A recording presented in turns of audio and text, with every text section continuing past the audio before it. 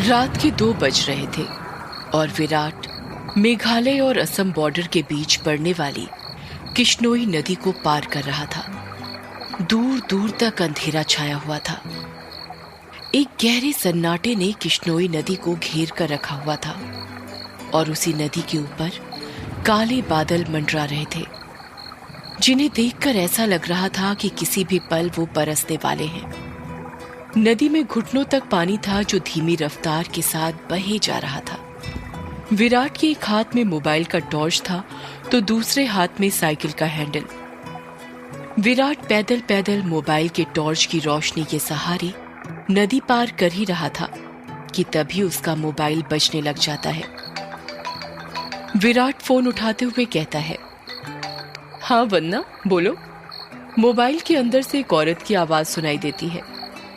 कहाँ तक पहुंचे आप जी? किश्नोई नदी तक पहुंच गया हूं वन्ना। बस ये किश्नोई नदी पार की और फिर मैं सीधे तुम्हारे पास। वन्ना की घबराते हुए आवाज सुनाई देती है। क्या कहा? किश्नोई नदी पार कर रहे हो आप? और नहीं तो क्या, अब तुम्हें तो पता ही है कि बंगला मुडा गांव से रोगंका मुचा गांव जाने का एकमात्र यही रास्ता है और वो भी नदी पार करके जाना पड़ता है। आपको इतनी रात में वापस नहीं आना चाहिए था। ग्रेवयार्ड कोठी में ही रुक जाना चाहिए था। आपको पता है ना नदी के पास वो घूमती है। विराट हैरानी के साथ पूछता है, वो घूमती है मतलब?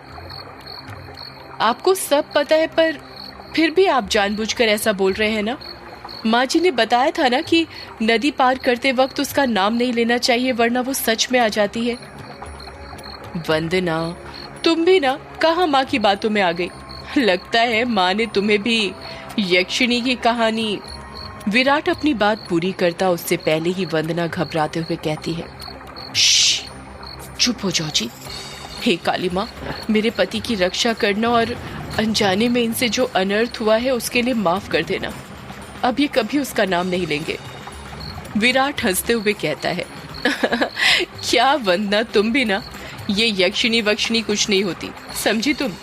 ये सब बस मनगढ़ंत बातें हैं जो गांव वालों ने बनाई है और कुछ नहीं। आप नहीं मानते तो मत मानिए, पर मैं तो मानती हूँ। आप ना जल्दी से आ जाइए बस। हाँ वन्ना, आ रहा हूँ, बस ये नदी तो पार कर लूँ पहले। अच्छा मैं रखती हूँ। अरे ऐसे कैसे? तुम्हें नहीं लगता तुम कुछ भूल रही हो?